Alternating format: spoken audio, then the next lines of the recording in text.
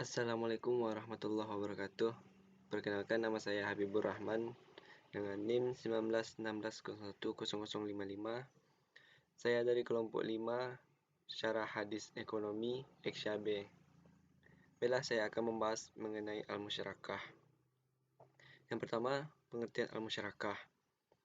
Sejarah bahasa musyarakah berasal dari kata al-syirkah yang berarti al-ikhtilat atau percampuran atau persekutuan dua hal atau lebih, sehingga antara masing-masing sulit dibedakan, seperti persekutuan hak milik atau perserikatan usaha. Secara etimologis, musyarakah ialah penggabungan, percampuran atau serikat. Musyarakah berarti kerjasama, kemitraan, atau dalam bahasa Inggris disebut partnership. Secara fikih, dalam kitabnya As-Sailul Jarar 3, 246 dan 248, Imam Asy-Syaukani menulis sebagai berikut: syirkah syar'iyah terwujud terrealisasi atas dasar sama-sama ridha di antara dua orang atau lebih, yang masing-masing dari mereka mengeluarkan modal dalam ukuran yang tertentu. Kemudian modal bersama itu dikelola untuk mendapatkan keuntungan, dengan syarat masing-masing di antara mereka mendapatkan keuntungan sesuai dengan besarnya saham yang diserahkan kepada syirkah tersebut. Musyarakah ialah akad kerjasama yang terjadi di antara para pemilik modal atau mitra musyarakah untuk menggabungkan modal dan melakukan usaha secara bersama dalam suatu kemitraan, dengan nisbah pembagian hasil sesuai dengan kesepakatan, sedangkan kerugian ditanggung secara proporsional sesuai dengan kontribusi modal. Musyarakah merupakan akad hasil ketika dua atau lebih pengusaha pemilik dana atau modal bekerja sama sebagai mitra usaha, membiayai investasi usaha baru atau yang sudah berjalan. Mitra usaha pemilik modal berhak ikut serta dalam manajemen perusahaan, tetapi itu tidak merupakan keharusan. Para pihak dapat membagi pekerjaan mengelola usaha sesuai kesepakatan, dan mereka juga dapat meminta gaji atau upah untuk tenaga dan keahlian yang mereka curahkan untuk usaha tersebut. Musyarakah pada umumnya merupakan perjanjian yang berjalan terus sepanjang usaha yang dibiayai bersama terus beroperasi. Meskipun demikian, perjanjian musyarakah dapat diakhiri dengan tanpa menutup usaha. Apabila usaha ditutup dan dilikuidasi aset sesuai nisbah pernyataannya. Apabila usaha terus berjalan, maka mitra usaha yang ingin mengakhiri perjanjian dapat menjual sahamnya ke mitra usaha yang lain dengan harga yang disepakati bersama. Dalam praktik perbankan, al-musyarakah diaplikasikan dalam hal pembiayaan proyek. Nasabah yang dibiayai dengan hak sama-sama menyediakan untuk melaksanakan proyek tersebut. Keuntungan dari proyek tersebut dibagi sesuai dengan kesepakatan untuk bank setelah terlebih dahulu mengembalikan dana yang dipakai nasabah. Al-musyarakah dapat pula dilakukan untuk kegiatan investasi seperti pada lembaga kewangan modal venture. Dan yang kedua, landasan hukum al-musyarakah. Landasan hukum al-musyarakah yang pertama yaitu Al-Quran. Dalam firman Allah Subhanahu wa taala dalam surat An-Nisa ayat 12, yang artinya, dan bagianmu suami-suami ialah seperdua dari harta yang ditinggalkan oleh istri-istrimu jika mereka tidak mempunyai anak. Jika mereka istri-istrimu itu mempunyai anak, maka kamu mendapat seperempat dari harta yang ditinggalkan setelah dipenuhi wasiat yang mereka buat atau setelah dibayar utangnya. Para istri memperoleh seperempat harta yang kamu tinggalkan jika kamu tidak mempunyai anak. Jika kamu mempunyai anak, maka para istri memperoleh 1/8 dari harta yang kamu tinggalkan setelah dipenuhi wasiat yang kamu buat atau utangmu. Jika seseorang meninggal baik laki-laki maupun perempuan, yang tidak meninggalkan ayah dan tidak meninggalkan anak, tetapi mempunyai seorang saudara laki-laki yang seibu atau seorang saudara perempuan yang seibu, maka bagi masing-masing dari kedua jenis saudara itu seperenam harta. Tetapi jika saudara-saudara seibu itu lebih dari seorang, maka mereka bersama-sama dalam bagian yang sepertiga itu setelah dipenuhi wasiat yang dibuatnya dan setelah dibayar utangnya, dengan tidak menyusahkan kepada ahli waris. Demikianlah ketentuan Allah. Allah Maha Mengetahui dan Maha Penyantun. Dalam surah An-Nisa ayat 12 tersebut, pengertian syarku ialah bersekutu dalam memiliki harta yang diperoleh dari warisan. Dan yang kedua yaitu hadis.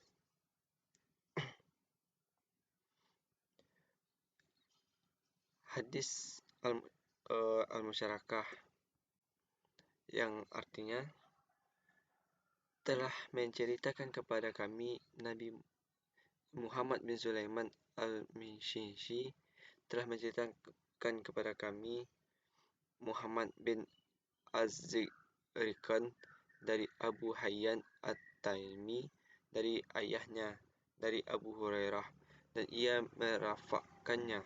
Ia berkata, sesungguhnya Allah berfirman, aku ialah pihak ketiga dari dua orang yang bersekutu selama tidak ada salah seorang di antara mereka yang berkhianat kepada sahabatnya. Apabila ia telah mengkhianatinya, maka aku keluar dari keduanya. Hadis riwayat Imam Abu Daud. Riwayat antara keduanya kharajat. Dan yang ketiga yaitu takdir Nabi. Takdir Nabi ialah ketetapan Nabi atas sesuatu yang dilakukan oleh orang lain, dan merupakan salah satu metodologi yang bisa digunakan untuk menetapkan sebuah hukum. Setelah Rasulullah SAW diutus menjadi Nabi, masyarakat telah mempraktikkan kontrak musyarakah. Kemudian Rasulullah SAW menetapkan akad musyarakah yang sah digunakan oleh masyarakat. Dan yang keempat, ijma. Ulama Muslim sepakat akan keabsahan kontrak musyarakah secara global, walaupun terdapat perbedaan pendapat di antara mereka atas keberadaan jenis musyarakah, sehingga kontrak ini mendapat pengakuan dan legalitas syar'i. Syarat-syarat musyarakah. Adapun yang menjadi syarat syirkah ialah sebagai berikut. Tidak ada bentuk khusus kontrak. Berakad dianggap sah jika diucapkan serta verbal atau tertulis. Kontrak dicatat dalam tulisan dan disaksikan. Mitra harus kompeten dan dalam memberikan atau diberikan kekuasaan perwalian. Modal harus uang tunai, emas, perak yang nilainya sama, dapat terdiri dari aset perdagangan, hak yang tidak terlihat. Partisipasi para mitra dalam pekerjaan ialah sebuah hukum atas dasar dan tidak diperbolehkan bagi salah satu dari mereka untuk mencantumkan tidak ikut sertanya mitra lainnya, namun porsi melaksanakan pekerjaan tidak perlu harus sama. Demikian pula bagian keuntungan yang diterima. Dan yang keempat, rukun musyarakah. Musyarakah memiliki beberapa rukun, antara lain, yang pertama, ijab kabul, ialah adanya kesepakatan antara kedua belah pihak yang bertransaksi. Yang kedua, dua pihak yang berakad dan memiliki kecakapan melakukan pengelolaan harta. Yang ketiga, objek akad atau mahar, yang disebut juga maqud alaihi, yang mencakup modal atau pekerjaan. Yang keempat, nisbah bagi hasil. Macam-macam al-musyarakah. Secara garis besar, syirkah terbagi kepada dua bagian, yaitu yang pertama, syirkah al-amla. Syirkah al-amla ialah suatu syirkah di mana dua orang atau lebih bersama-sama memiliki suatu barang tanpa melakukan akad syirkah. Contoh, dua orang diberi hibah sebuah rumah. Dalam contoh ini, rumah tersebut dimiliki oleh dua orang yang melakukan hibah tanpa akad syirkah antara dua orang yang diberi hibah tersebut. Dalam syirkah al-amlak terbagi dalam dua bentuk, yaitu yang pertama syirkah al-jab, berkumpulnya dua orang atau lebih dalam pemilikan suatu benda secara paksa. Yang kedua, syirkah ikhtiyariyah, yaitu suatu bentuk kepemilikan bersama yang timbul karena perbuatan orang-orang yang berserikat. Yang kedua, syirkah al-uqud. Syirkah al-uqud dapat dianggap sebagai kemitraan yang sesungguhnya karena para pihak yang bersangkutan secara sukarela berkeinginan untuk membuat suatu perjanjian investasi bersama dan berbagi untuk risiko. Syirkah al-uqud dibagi menjadi 5 jenis, yaitu yang pertama syirkah mufawwadah, merupakan akad kerjasama usaha antar dua pihak atau lebih, yang masing-masing pihak harus menyerahkan modal dengan porsi modal yang sama dan bagi hasil atas usaha atau risiko ditanggung bersama dengan jumlah yang sama. Yang kedua, syirkah inan, merupakan akad kerjasama usaha antara dua orang atau lebih, yang masing-masing mitra kerja harus menyerahkan dana untuk modal, yang porsi modalnya tidak harus sama. Pembagian hasil usaha sesuai dengan kesepakatan, tidak harus sesuai dengan kontribusi dana yang diberikan. Dan yang ketiga, syirkah al-amal. Syirkah al-amal ialah kontrak kerjasama dua orang seprofesi untuk menerima pekerjaan secara bersama dan berbagi keuntungan dari pekerjaan itu. Yang keempat, syirkah al-wujuh, yaitu kontrak antara dua orang atau lebih yang memiliki reputasi dan praktis yang baik serta ahli dalam bisnis. Mereka membeli barang secara kredit dari suatu permasalahan dan menjual barang tersebut secara tunai. Yang terakhir, syirkah mudharabah, merupakan kerja sama usaha antara dua pihak atau lebih, yang mana satu pihak sebagai sahibul ma'al yang menyediakan dana 100% untuk keperluan usaha, dan pihak lain tidak menyerahkan modal dan hanya sebagai pengelola atau usaha yang dijalankan sesuai mudarib. Yang keenam, aplikasi musyarakah dalam fikih dan dalam perbankan Islam dalam fikih. Konsep musyarakah digunakan dalam arti yang lebih luas. Syarat aplikasi musyarakah dalam fikih ini ialah produk ijtihad para fuqaha. Abdullah Said menyebut beberapa hal penting yang terkait dalam aplikasi musyarakah. Fokusnya pada musyarakah atau syirkah al-inan, yaitu yang pertama, modal. Modal musyarakah harus ditentukan dengan jelas, real, dan bukan merupakan hutang. Porsi modal tidak harus dalam jumlah yang sama. Yang kedua, manajemen.